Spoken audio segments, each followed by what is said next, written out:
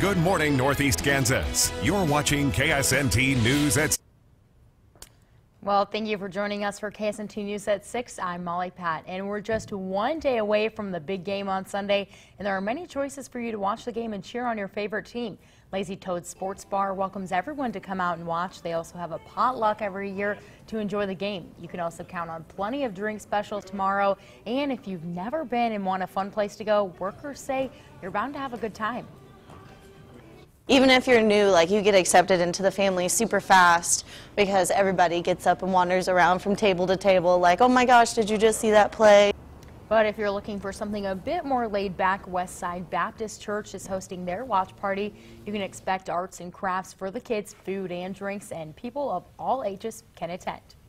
Well, the food culture in Minnesota is constantly evolving, but there's one staple that Minneapolis foodies have to experience. With more on the Minnesota favorite, we go to our John Schaefer to tell us more about it.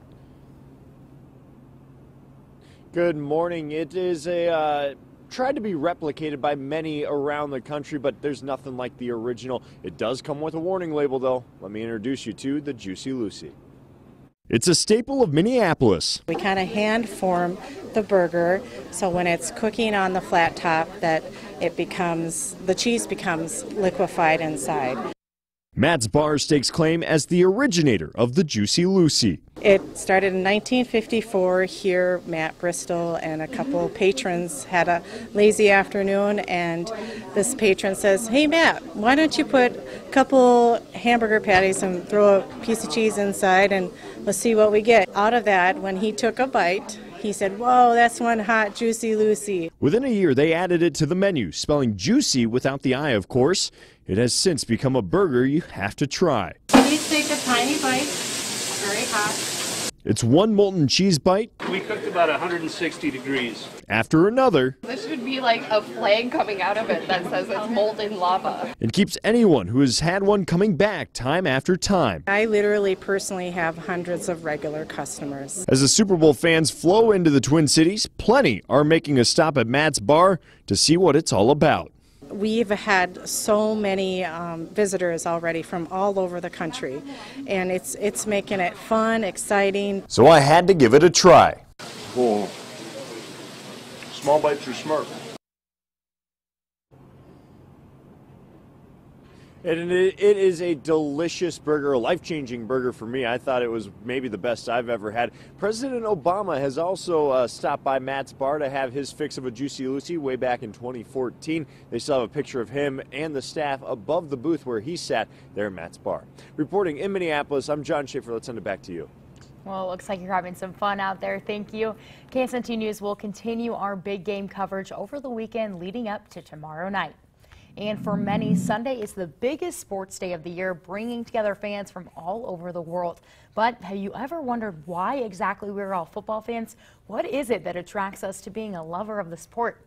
Kansas State University professor of psychology John Saucier says fun and psychology behind being a sports fan comes in two parts: the ability to experience the thrill of the game without actually having to suit up and play, and sharing a common identity and an ability to quickly connect with other people.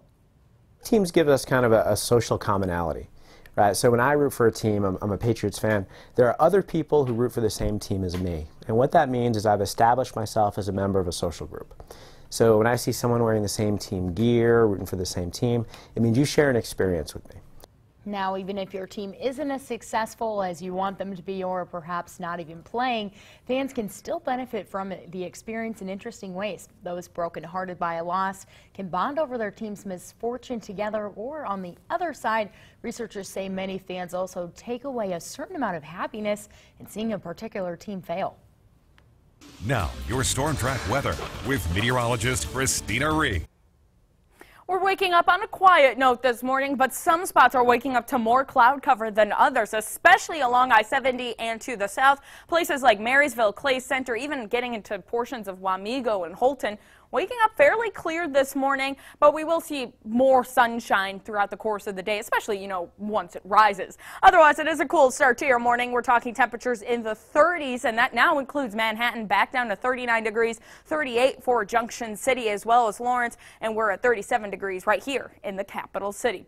Winds are already starting to pick up, though. We have that south breeze anywhere from roughly 10 to 21 miles per hour in Emporia right now. Keep in mind, this is a sustained wind, so more of that constant wind, and that wind will not back off throughout the course of the day today. In fact, through the next several hours, they'll pick up to be at about 15 to 25 miles per hour, mixing that in with some sunshine throughout the course of the day. We'll get back into the 50s. A mild start to your weekend. We'll see those temperatures come crashing down for tomorrow to go along with another snow chance. A closer look at that is still to come.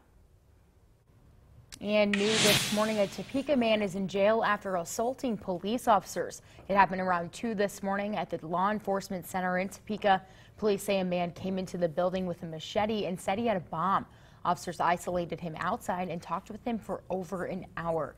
Police say the man was waving the machete towards officers and was later tased. Anthony Hernandez was booked for aggravated assault on an officer, criminal threat, and other charges. No one was hurt in the incident. And she parked her car in front of her house. Now a Topeka woman is paying a fine she never expected. Lori Lee thought someone left a pamphlet on her car parked outside her house, but when she got closer, she realized it was a fine for $70 plus another $76 in court fees. She says she didn't know it was against the law to park a foot or more from the curb, but now she wants you to know. I realize that being ignorant of the law doesn't make you exempt from it, but if I don't know about it, there may be other people that don't know about it, and if I can save them $146, then I guess it would be worth it. The 1 foot rule doesn't just apply in Topeka. Both Emporia and Manhattan also have the rule. The fines for breaking it, however, will vary on your city.